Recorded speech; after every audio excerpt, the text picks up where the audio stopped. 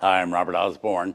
Up next in our night of movies about sea captains, we have a story of a sea tragedy that ends up in a courtroom.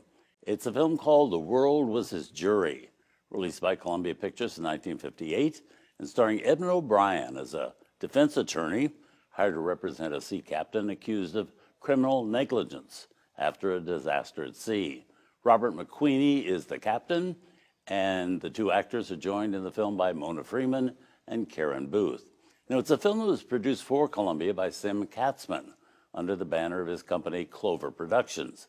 That company was responsible for most of the lower budget films made at Columbia, many of them B-budget sci-fi stories, such as Earth versus the Flying Saucers, and teen exploitation movies like Rock Around the Clock.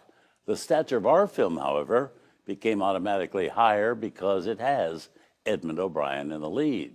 He'd recently been doing all sorts of interesting work, playing the leads in such demanding lower budget films as DOA, The Hitchhiker, and The Bigamist, while also playing strong secondary parts in A-plus films such as Julius Caesar with Marlon Brando, White Heat with Jimmy Cagney, and movies with the likes of Gary Cooper, William Holden, Robert Taylor, and Paul Newman.